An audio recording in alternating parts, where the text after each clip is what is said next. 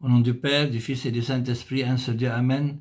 Chers frères et sœurs, permettez-moi de vous parler d'un thème qui peut nous être très utile, qui est la quiétude ou le calme. L'apôtre Pierre parle d'une âme douce et calme. Voilà ce qui est précieux devant Dieu. Et l'apôtre Paul nous conseilla ce calme. Il nous dit « Veillez à vivre calme ». La quiétude a plusieurs formes, par exemple la tranquillité des nerfs. Les nerfs qui ne se hâtent pas de se mettre en colère, ne s'énervent pas, mais essaient de régler les problèmes calmement en employant des réponses douces qui font évanouir la colère, comme a dit le sage. Il est écrit dans la Sainte Bible, mais les méchants sont comme la mer agitée, qui ne peut se calmer, dont les eaux soulèvent la boue et la fange. Point de paix, dit le Seigneur, pour les méchants.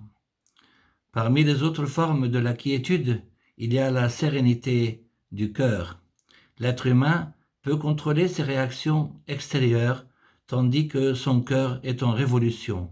Quant à celui qui est réellement calme, il l'est de l'extérieur et de l'intérieur.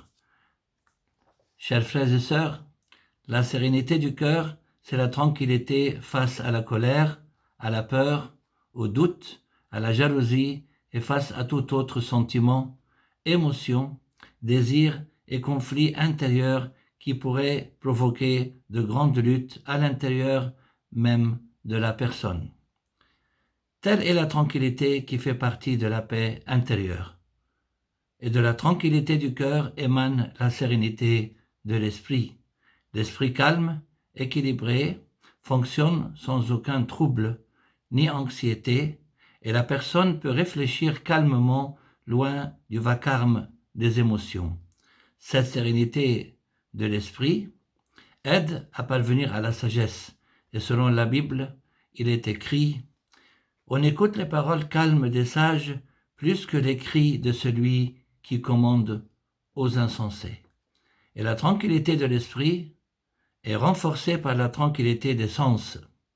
C'est pourquoi nos pères cherchaient toujours la vie calme et paisible, ayant bien compris l'importance de la tranquillité du corps pour obtenir la sérénité de l'âme. Quelle est belle la parole de la Sainte Bible qui parle de l'importance de la quiétude.